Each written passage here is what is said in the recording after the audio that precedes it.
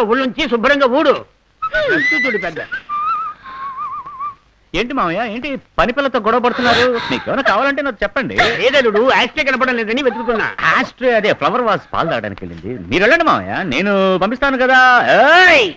అరవగలడు. After all పని పిల్ల. పని పిల్లకు మర్యాద తెలియదు మామయ్య. ఒళ్ళొంచి బాగా పనిచేయి. డబ్బులు తీసుకోవడాలా?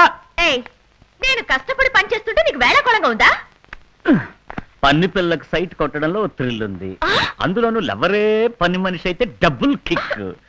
ఒకే దెబ్బకి 2 పిట్టలు. మళ్ళీ సామెత. Flash back. రావచ్చా? ఆల్రెడీ వచ్చావుగా.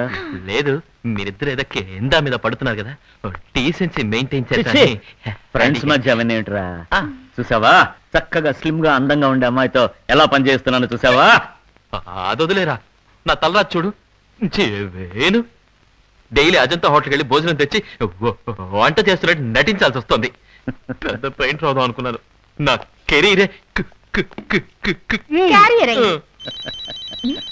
టెలిఫోన్ ధ్వనిలా నవ్వేది ఈవిడా లేక ఆవిడ? Hi dad. నీ నాన్న? How are you? ఎక్కడి నుంచి? Okay okay. ఏంటి శాన్ ఫ్రాన్సిస్కో నుంచా, చికాగో నుంచా? బేగంపేట. అక్కడ ఉంటుందా? అయ్యో డాడీ హైదరాబాద్ వచ్చేసారు. అయ్యో, ఆ నాన్న వస్తే జానకి వాళ్ళ నాన్న ఏం చెప్పి మేనేజ్ చేయాలి?